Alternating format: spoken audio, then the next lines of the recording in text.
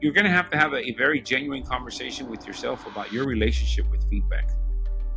Feedback is meant to grow you. It's not meant to tear you down. It's not meant to put you in a place or anything of that nature. Produced by Podcast Architects.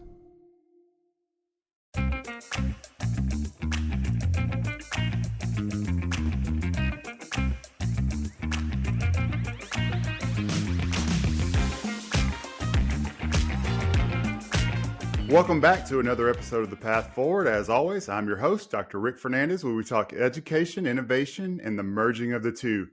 Joined today by a very special guest, Edgewood ISD Superintendent Dr. Eduardo Hernandez, coming to us, and one of our Talus board members. So it is a pleasure to have you on the show. How are you? I'm good, Dr. Fernandez. How are you? I'm doing great, man. I've wanted to have you on for quite some time. As we spoke on the phone, I have a passion for Edgewood ISD and all the history that it brings to our education system. But first, I want you to share a little bit about your career path, the things you've done in education, where you've been, and some of the districts you've helped lead. Sure thing. So I am actually in year 26 of my service in public ed. I started back in 1998 as a bilingual teacher, kid coming out of college in the Dallas Independent School District. I'm actually a product of that district. Went directly into the district and began as a bilingual teacher, then became a math teacher, and just kind of did that for those first few years.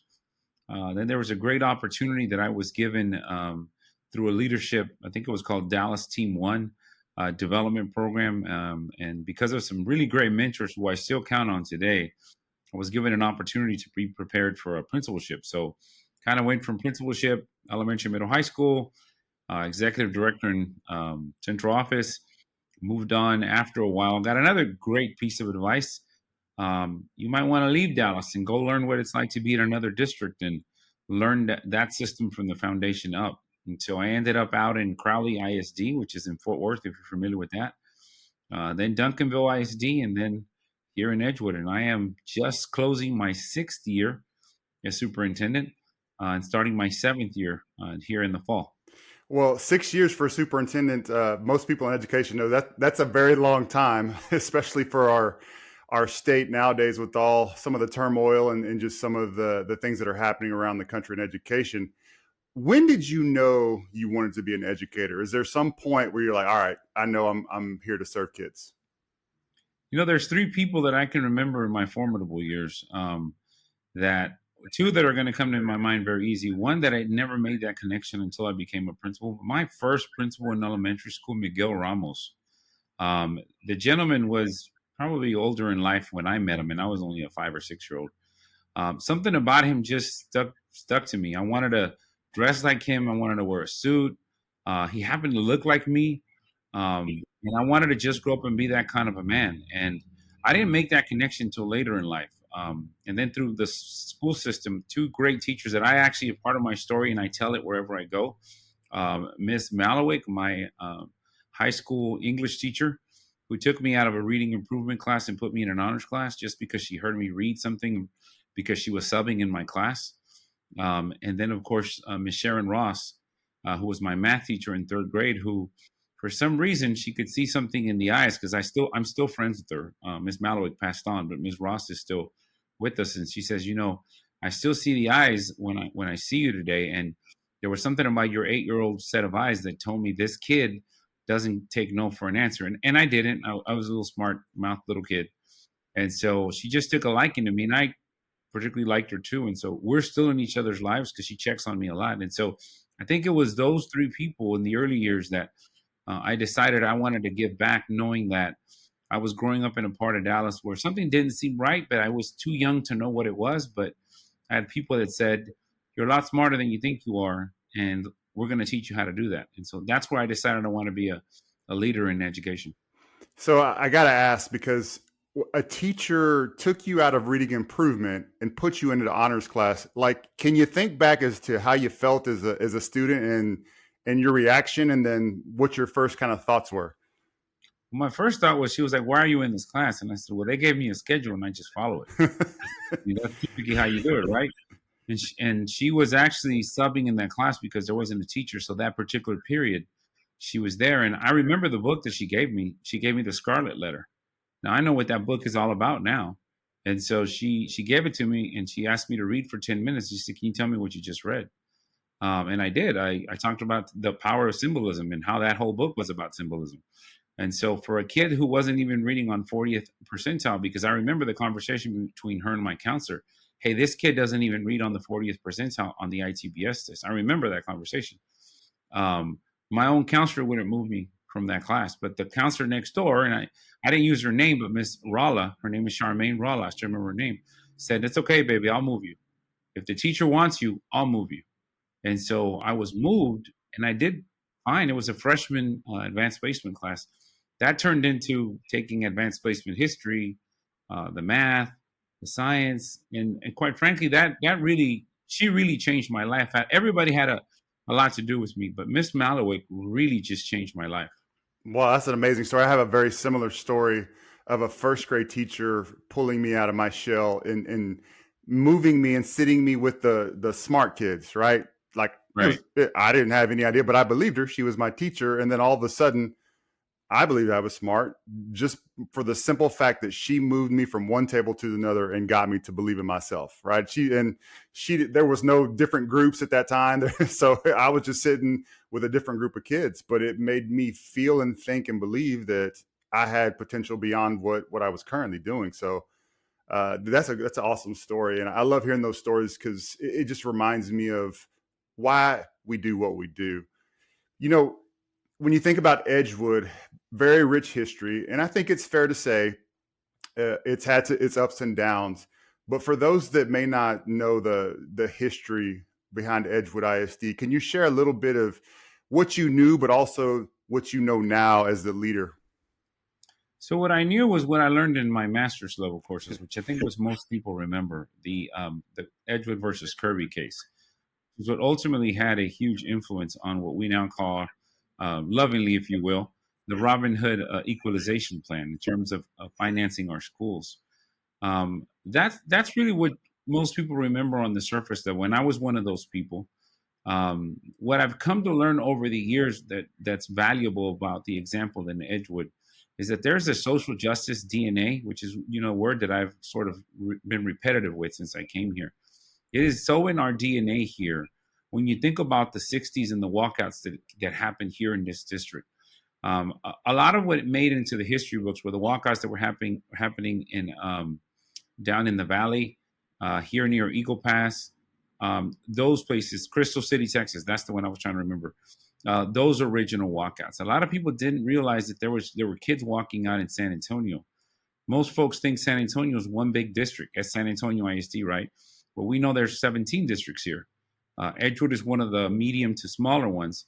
But this was the first group of kids who walked out to say that we see that we're not funded equally. We see that there is disparity in our schools. We don't have teachers that believe in us. We don't have counselors. We don't even have programs that we can use. Back then it was vocational ed. So the kids made a decision and just walked out and did that for a few days. And so that DNA has been part of the district that started even before the 60s. A lot of people don't realize a lot of the original social activists here in San Antonio were on the west side, and they were mostly women. Emma Tenayuca, who was one of the first walkout folks around the Pecan rebellion here in San Antonio. This was before even Cesar Chavez, if you will. Young woman in her late teens started a protest, walked out, and there's about 6 or 7 women that are on one of our schools. There's a mural of these 7 women who were at the head of walkout social movements in the 40s and 50s that really most people will never know who they are, but they ignited a whole generation of kids in the 60s, in the 70s, in the 80s, which ultimately led to the Edgewood versus Kirby case. And so there is a DNA here that people just don't automatically accept what you tell them. They're going to fight back with you. That can be good and bad, right? I was about to say, I'm sure you got some stories on the other end of that. Be good and bad, but I will tell you, there are some very genuine people who, at the end of the day, want the same thing the rest of us want for our kids. They want access to that American dream they've been told about. They feel, the community feels like we've made a huge sacrifice in our community. You know, a lot of people don't realize Edgewood lost the most number of boys during the Vietnam War out of any one particular zip code. Oh, wow. A huge mural in our stadium here that we give homage to at every game. We're actually going to have a ceremony here on Monday. But that's another huge part of the DNA of the district, the amount of young men and women who have gone on and served their country and made the ultimate sacrifice. And I'll tell you, as a young Mexicano kid growing up in Dallas, I thought, I never knew Mexicanos were in the war. I never saw this. Everybody I saw did not look like me. So to come here and then to be now sitting at a table across from men and women who have some very interesting stories, that's the things that we may not hear in our history books, that we may not hear in our just our folklore and our stories. And so that gives me a lot of pride for as a Mexican American man, but also as the leader of young men and women who now can have something they can share and pass on to their family. So I think that's what Edgewood's all about. Man, I had no idea. And my dad's a veteran, my uncle's a veteran, both from San Antonio. And they don't even know that, I would guess. I shouldn't speak for them, but I don't believe they've never mentioned it. And they, trust me, they love their San Antonio history. So that's amazing that in that community, all of the folks that died for our country. That kind of leads me to my next question. As you're a new administrator coming up through the ranks, you're taking a look around, you're going to make your first move or your second move. So as you're doing that, how did you land on Edgewood? What about the district or the community drew you in? Because before you, I don't think it's any secret, there was some struggles, right? So it probably wasn't from the outside a very appealing superintendency, but how did you make it your own and put your own leadership spin on it? So I spent many years working and preparing and looking for mentors that would guide me towards my ultimate goal of serving as a superintendent. On a personal level, I prayed about it for a long time. And I said, I want to serve in a community where I can serve young people who not necessarily, I didn't necessarily say because of my ethnicity, but I want to serve kids that are poor and grew up poor like I did. Folks that are going to need an advocate, and that, not to say that I'm the ultimate advocate for anybody, but that I can be one of multiple advocates, surround myself with folks that believe in the same thing, and then work towards common goals, taking very small steps each day. And so to your point, yeah, the district has had a lot of turmoil. And, I always say that it's important because what I tell people is when we get to the climax and the top of where we want to get to that mountain we talk about, while we're climbing up, let's also own the history. And the history comes with some disadvantages or some setbacks and challenges. The state has taken over here 3 times. I was brought in by a board of managers after the board of trustees was removed because they couldn't govern together. And so that to me I've always been attracted to places that have need a level of structure, a level of going and doing very grassroots work. I was brought up in the church. We did a lot of grassroots work in the community. So I knew there was going to be an opportunity to serve here and actually just get out into the neighborhoods. And so that was one of the reasons that drew me. The other part was I was young. I wanted my first shot. I wanted to go in and just, hey, look, this is me. I don't have all the answers, but I hope you'll meet me in the middle. And so I'd like to think 6 years later, at least half of everybody met me in the middle. The board transitioned back to a fully elected board. We don't have state control anymore. And that also gave me some indication of where we needed to put our focus, which was on 3 things: teacher quality, principal quality or leadership quality, and the quality of our governance. If we could get those 3 things collectively, we could work on those things and we could invest in people that were here, and also you need new blood, then we were going to be able to make some dent into the work here. And, when I came in, all but 1 school, all the other 19 were an F. Yep. We had 1 school that was a C. That was it. And it was hanging on to that C, right? And so, again, the governance has changed. We have principals that go through some very quality programming in the district, but we also work with places like the Holsworth Center out of HEB, the Relay Center, different in leadership development groups that really just take and develop a bench of ready leaders. And so I think that's had a huge effect and impact on not just the academic outcomes financially in the district. Districts are also a business. Financially, we've done much better. We now have all sorts of superior ratings and awards with accounting. There was a lot of issues before. And so I want to thank our team, because it took them believing in a mission that we really get so focused on the work that we've been out of the news. That's what I heard the first 2 years. Look, man, I don't know you, but I haven't seen y'all in the news, so you must be doing something right. You're absolutely right. It has been almost too low key, and one of the reasons I was like, look, you guys, you and the team are not getting enough credit because you haven't had a peep from anything, which means kids are getting what they need and staff is getting what they need. So, kind of brings me back to what you hit on a little bit about focus. Coming in 2018, how did you know where to start? I mean, how did you kind of distill it down to like, all right, I know these three things, we've got to really just set our nose to the grindstone and get after it? It's been a combination of a few things. There's research. I mean, I'm a man who reads a lot. The research shows you that the two biggest factors in children's academic outcomes are teachers and leaders, which in this case is principals. The governance was the obvious one, because obviously we could not handle the business of the district if the governing body was going to not be focused on the work of the students. And so that was one part of why I decided to go down that route. The other part was the mentorship around me. I've always been a firm believer that mentorship is a key to going from a good leader to a great leader. And so I relied on great leaders that I've learned from, Dr. Mike Hinojosa in Dallas ISD, Dr. Mike Moses from Dallas ISD, my former boss in Duncanville, Dr. Mark Smith, and really just speaking to them about what was working where we were. What did they learn? What were some lived experiences? They were first-time superintendents at some point.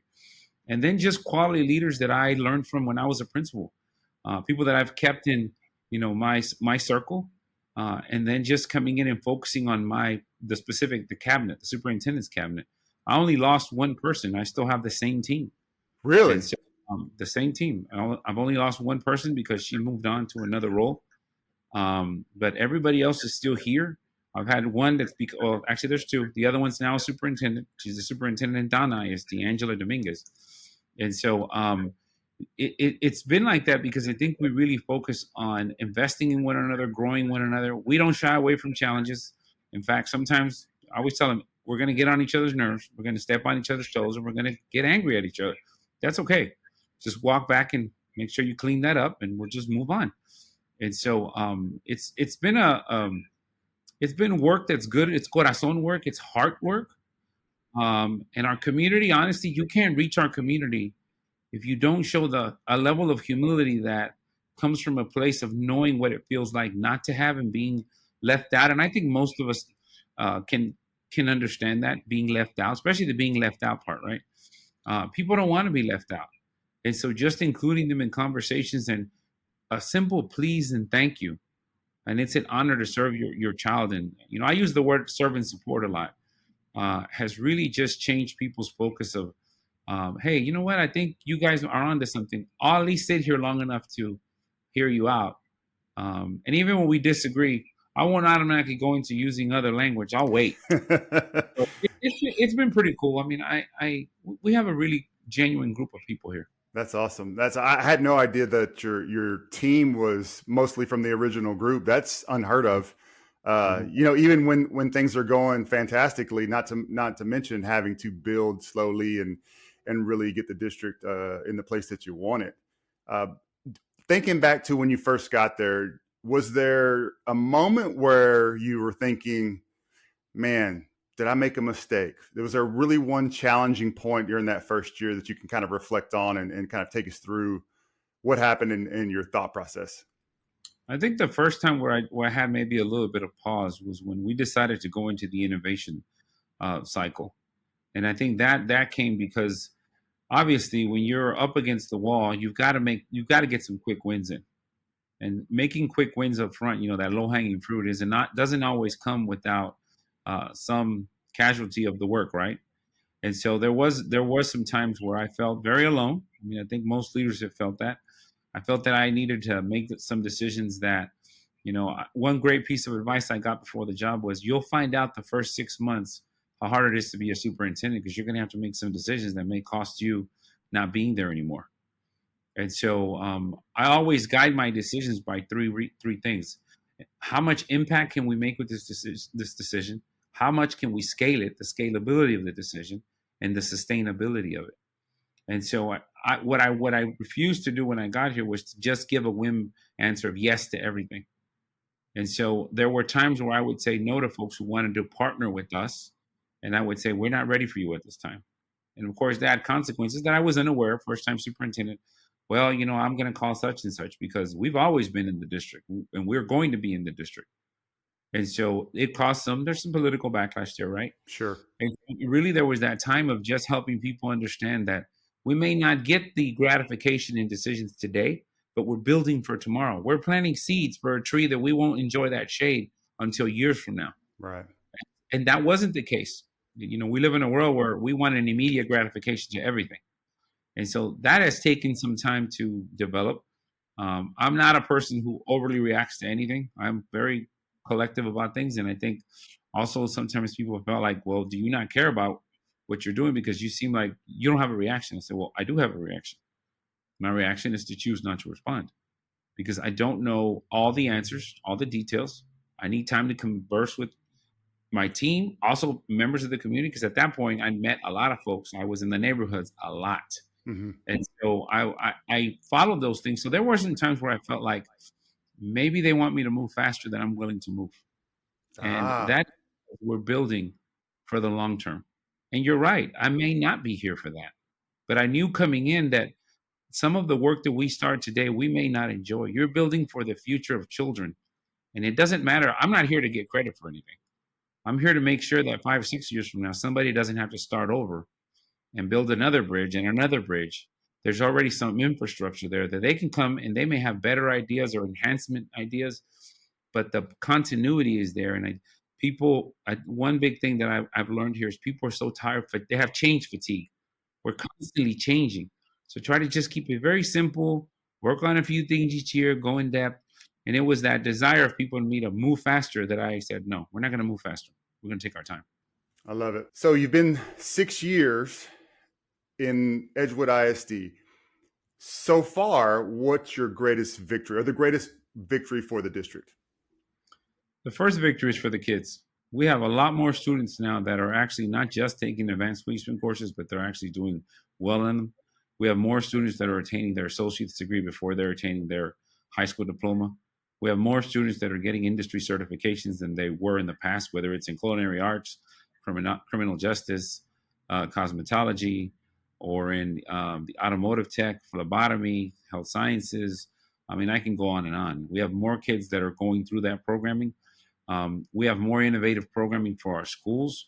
We now have leadership schools for boys and girls that went from K-5 to K-8 at the request of parents because they wanted to sort of eliminate that middle school transition. We have visual and performing arts schools.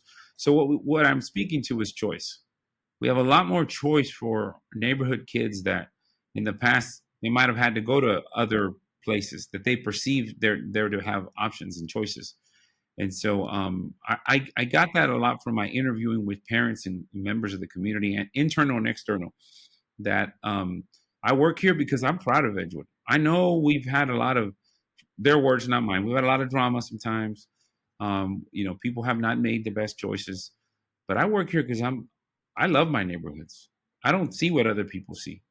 And so really honoring those requests and really just earning the respect of people to be able to go to places where they normally wouldn't invite us. We have I'm proud of the platicas that we have in the neighborhoods because we end up in people's backyards, people's porticos, people's front yards, people's carne asadas.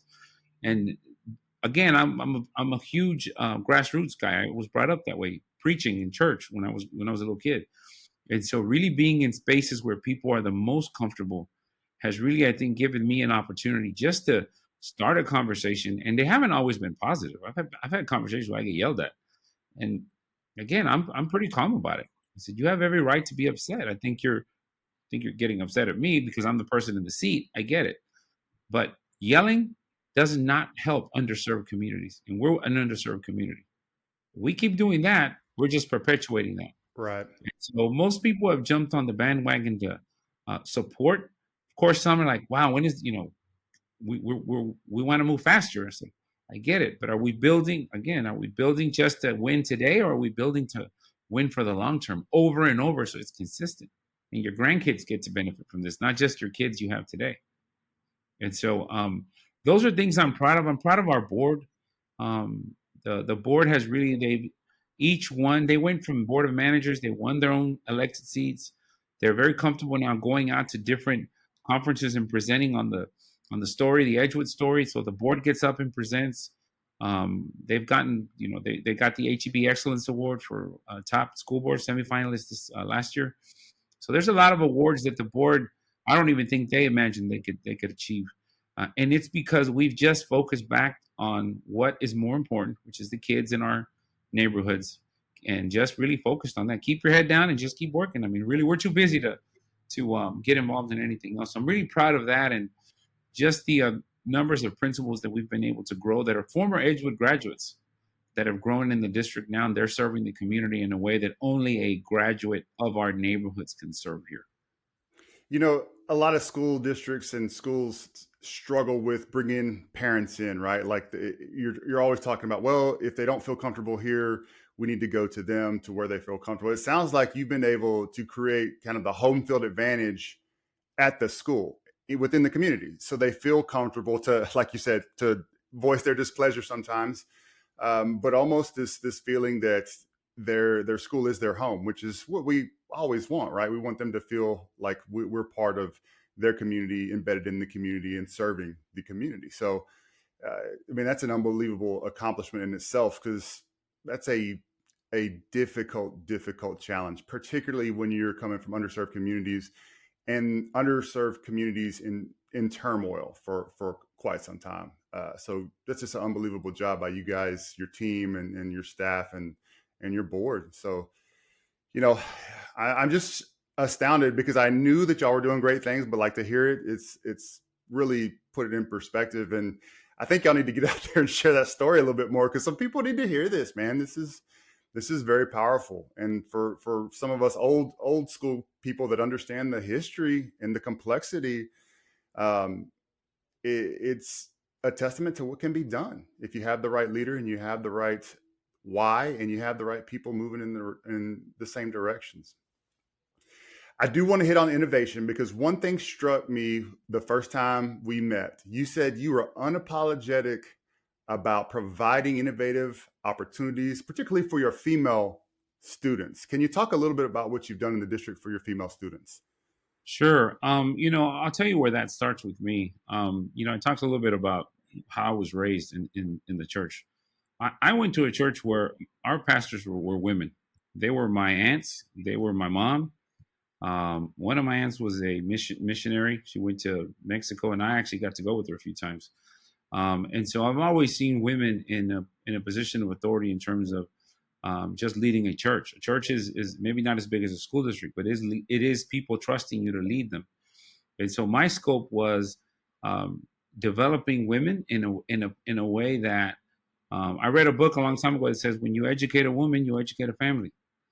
And so knowing that when the mother is well educated or educated in life, then the children in the family have a much better chance of really reaching the ultimate goal that they may have personally and then as a family. And so that's really where I start from in terms of why I am so oriented to serving my female students. Our male students are going to get a lot of attention because this society is built for us as men. There's a lot of male perspectives that were involved. And so I try to make my contribution by creating spaces where our young women can thrive intentionally.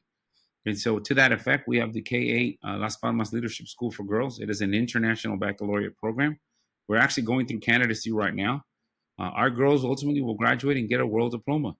And so this is a space that now my original girls that started in second grade, they're in seventh grade now.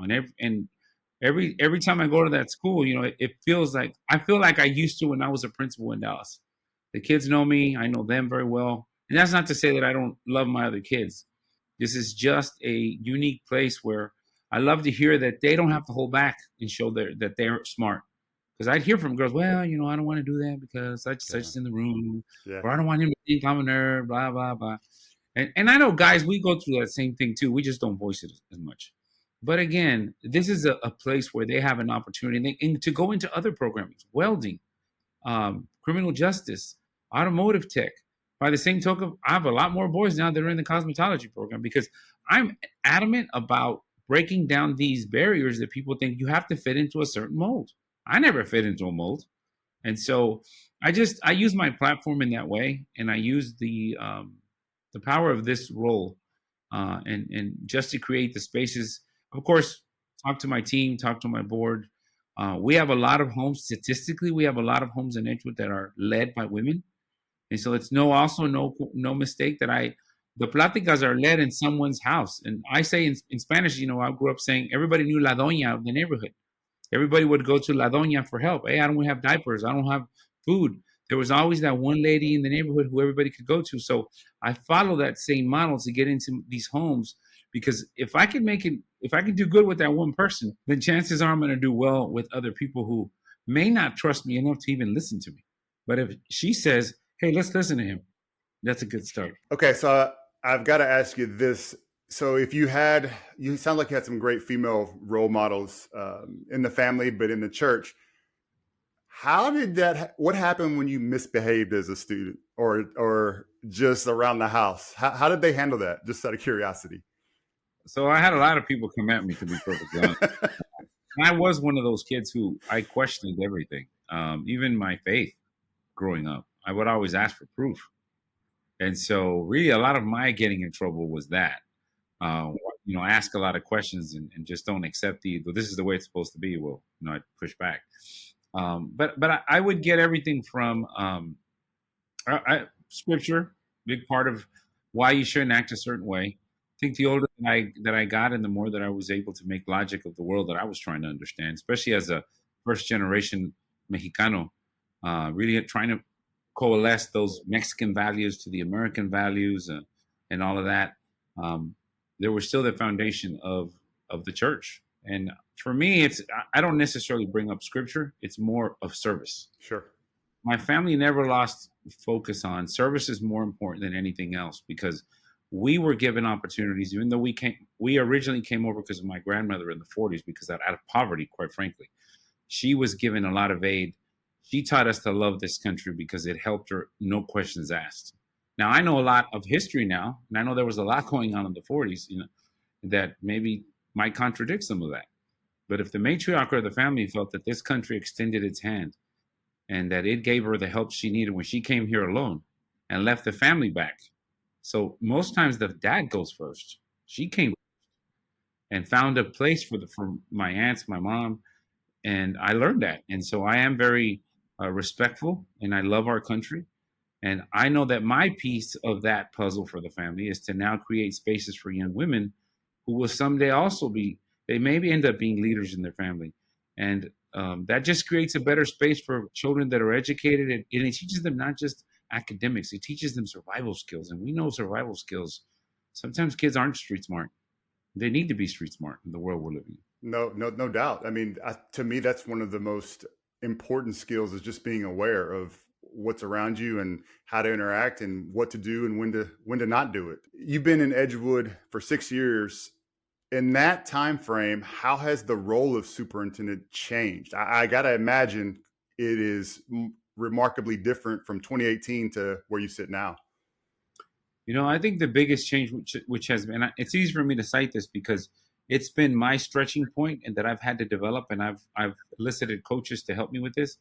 The level of advocacy that we've had to now take on at the legislative level has grown tremendously since 2018. Now we're still doing the everyday things of making sure that the business runs, making sure that we're paying our bills, making sure that buses are running, making sure that we have a high quality teacher in every classroom, that we're developing them, leadership. All of that is extremely important. But we're also having to make sure that we are getting out and using this platform to make sure that people understand that public ed matters, and telling your story as a school district, making sure that, we started with a campaign of first, let's talk about our why, hashtag our why. That was the whole first year. The second year was tell your story, Edgewood. That was year 2 here. Year 3 was be intentional. Be intentional about what you're going to share, because understand that our district will get judged on what we share. And sharing means also what we put out in social media and all of those different events, the outcomes of our students, how we compete athletically, academically, when you go to conferences. So it's always been about enhancing our ability to share our story. For the superintendent, it's been getting in front of the legislative sessions. We have a great delegation in Bexar County in terms of the support of public schools, but that isn't enough either. As a superintendent, I know I've had to grow in the sense of going to talk to elected officials who do not agree with public ed. Right. It's always easy to go with those who support you, but you're really getting in front of those who, quite frankly, are opposed to what you believe in. And so really for me, it's just been growing my ability to speak, being aware and self-aware, even in rooms where I might get a little bit of an attack on me. That's okay. But really finding some middle ground that I may not convince you, and that's not the goal. The goal is to share with you how we are fiscally doing the right thing for our students, how we are providing choice. Here are the examples, and here's a few things that I'd like you to go away with. That's simple. So the advocacy piece has changed at the legislative session, but I think now also, and I've seen this since the pandemic, is going back and reminding our parents why our local schools are still important. The world did change a lot since the pandemic, and not just what you see, but also the social emotional health of people. Tolerance, people are less tolerant, and really reminding parents, students, kindness still matters. Agency, awareness matters. There's a place in Edgewood for every kind of student. We serve all kinds of students that you can think in your mind right now. We have some very unique spaces in Edgewood for students that don't fit the traditional mold of students. And we embrace them. We bring them. We actually talk about them all the time. And I've got kids that come from New Braunfels, Castroville, because they don't fit in. And that's nothing against those communities. My respect for those communities. The child's perception in the family is that they don't fit there. They fit here. And so we welcome them with open arms and work hard to put the right leadership in those schools to say, I need a leader there that's open-minded and that will embrace children and serve them, because they're somebody's kid, and I would want the same thing for my kid. That's how I roll. What's the advice that you give to new leaders as they're coming in, whether it's the superintendency or as a principal, as an assistant principal? I feel like some of the advice that I may have given in the past probably doesn't hold water now, if I think back on it. So what are some of the things that you have to advise or not advise for your new leaders? So I think the first thing, because I think it's a skill that will help you in what you do, is stay coachable in every situation that you're in. Know that developing yourself as a leader starts with you're going to have a very genuine conversation with yourself about your relationship with feedback. Feedback is meant to grow you. It's not meant to tear you down. It's not meant to put you in a place or anything of that nature. But to be a quality leader, you have to be open to feedback. You have to be open to being coachable. One of the things that I do push now since the pandemic is we've got to also help our people maintain some life-work balance. We are burning people out, and the system is not going to. We still have the same needs that we've had many, many years. They're exacerbated right now because of post-pandemic.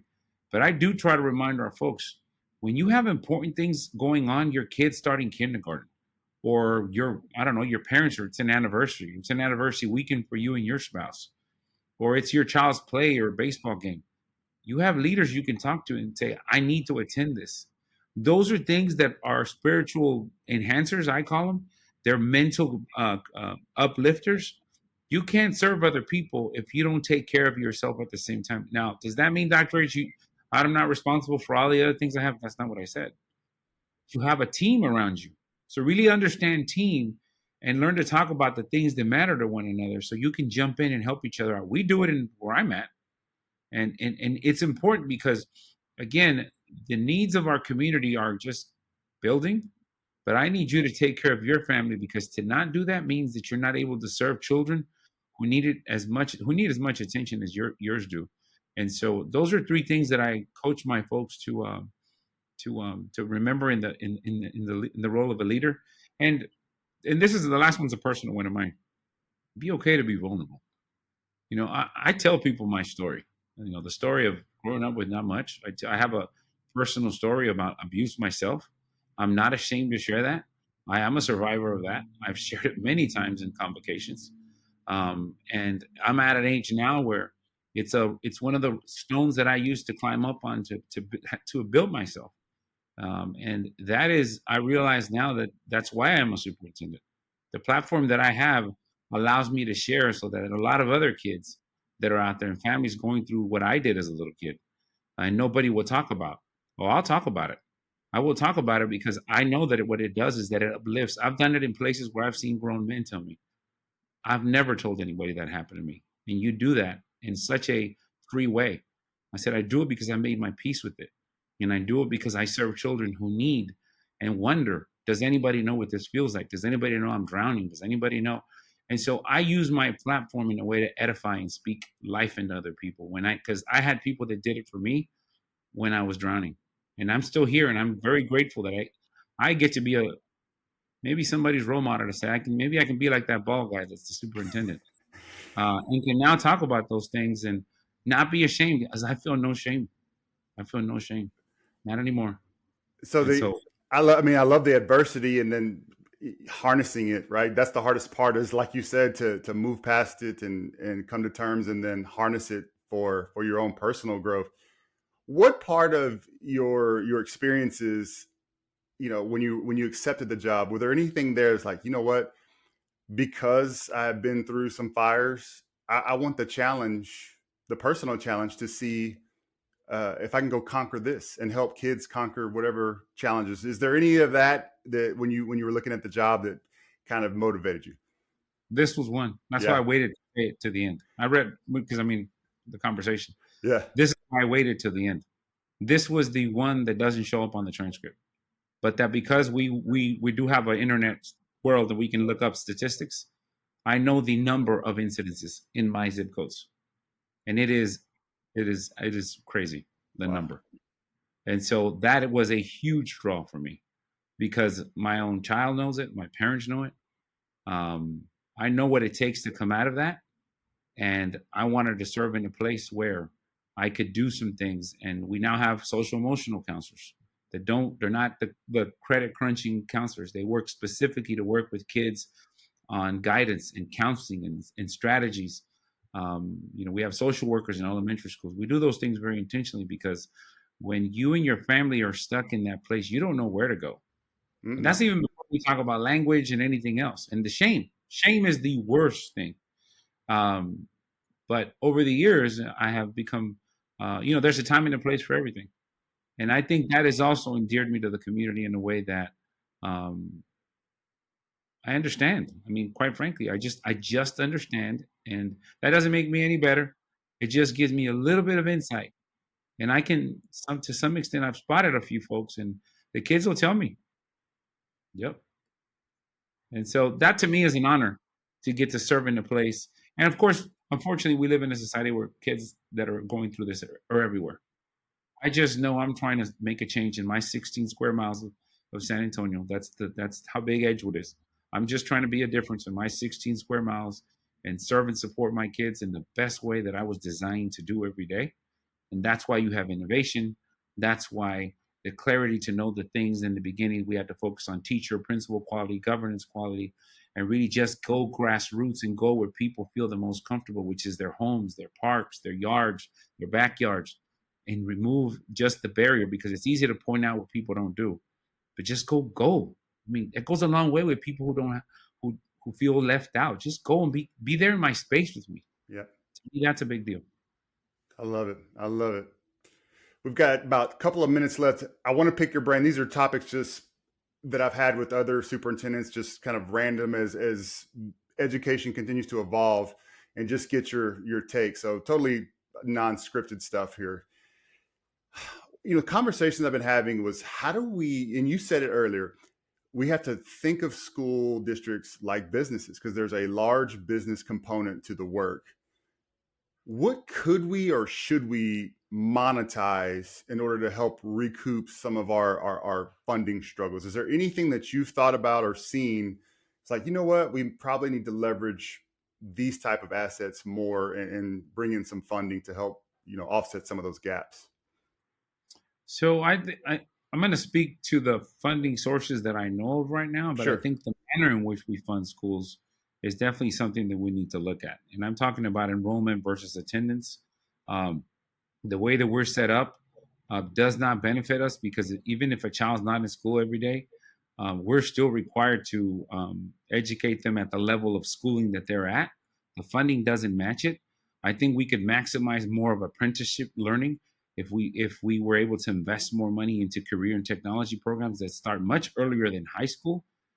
There are middle school kids who are able to do everything from animation to a lot of that health science certification as early as I think sixth grade. I agree. And really just investing in those earlier years because that's when they decide what they want to do. And so more hands-on and really just matching the needs of the state. I'm not even asking for these made up careers. No, what does the state of Texas that is growing, that is a robust economy, that is an aging population too, what are we going to need? What are the jobs of the future?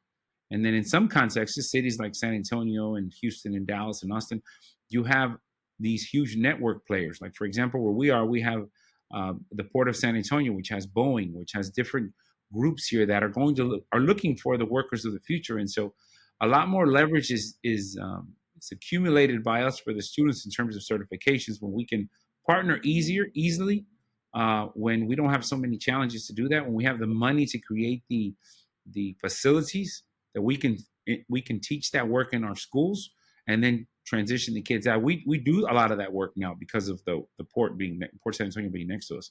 But we need those transition opportunities for kids that don't need to go to college. They don't want to go. But industry certifications, quite frankly, pay a whole lot more. A whole lot more.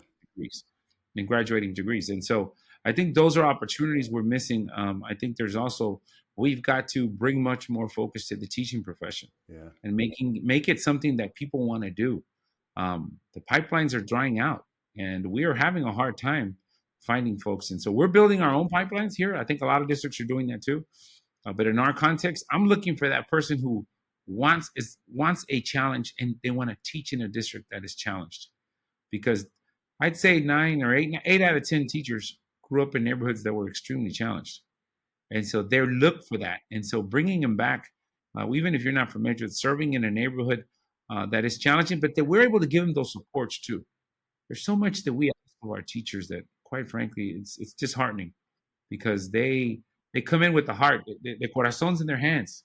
And so I want to make sure that they stay with us. And so I think those are good opportunities for us to leverage more support for the system of education, which ultimately creates the democratic society that we all say that we want. And absolutely.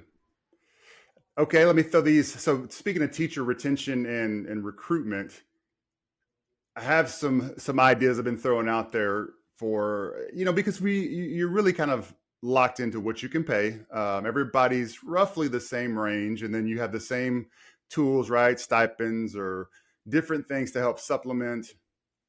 Why can't we do things like some of the corporate world entities do, right? So, for instance, is there any reason we couldn't, provide maybe their favorite subscription service, like if for a family of four, Netflix for their year, we pay that. We work out some type of, corporate discount with companies like that. I'm just throwing Netflix out off the top of my head, but it could be any type of service. Staff eats for free, right? Breakfast, lunch, staff eats for free, no charge.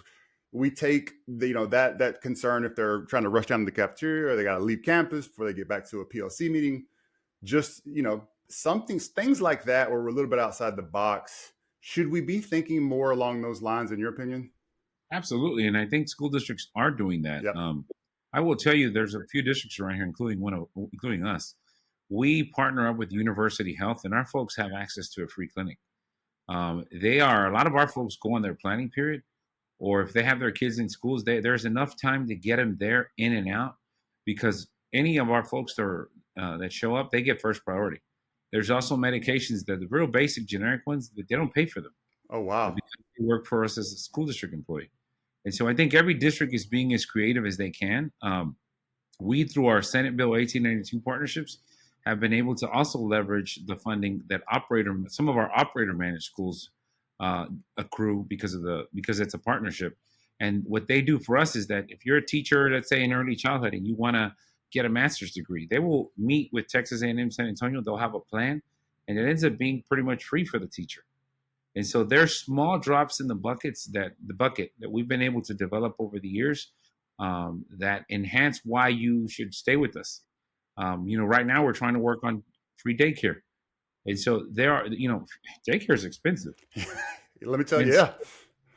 And so really those smaller perks matter, as well as just doing things like the state of Texas has the teacher incentive allotment. We just awarded our first group of teachers. I've got teachers that are right at the $100,000 mark now. Oh, nice. And so those are great incentives. Teacher word of mouth is always the best. They talk about it so much that I've got teachers that left us to other districts, and now they're like, hey, can I come back here if you got an opening? Because the higher your SES, low SES numbers are, the more money you make. And I've got administrators that are now, quite frankly, telling me, Doc, I think I'm going to go back to the classroom because I was a really good teacher. And I know I can make that top exemplary award. And the exemplary award people make in the mid-30s on top of everything else they're making. Yeah. So those are the things that we're all trying to do collectively as school districts to make it more, to enhance more people coming in and keep our folks, because a teacher in the classroom longer with serving the same community, that's when people really start trusting that teacher, right? Yep. I think all districts are trying to do that. Absolutely. Well, I just want to say thank you for spending some time. I know you guys are just slam busy trying to get school finished up, and to share the Edgewood story, and congratulations to you and your team, your school board, and just the community and the kids, man. It's amazing what you guys are doing out there. And I need to get on San Antonio. Who's down there? KSAT. Y'all need to get a little bit more pub for the great things that y'all are doing. So just here actually today doing a story on this. Oh, okay. Yes. Well, yeah, they're a little late, but that's all right. Me too. I'm a little late too, so I'll forgive them. But man, thank you so much just for working and being a servant leader, and particularly for a community that has needed it for quite some time. So I just appreciate it, man. Thank you so much. Thank you, Doc. I very much appreciate this opportunity to speak to you. No, absolutely. And for all those that are listening or watching, if you like what you hear and see, please don't forget to like, subscribe, and share with your friends. And we'll see you next time on The Path Forward.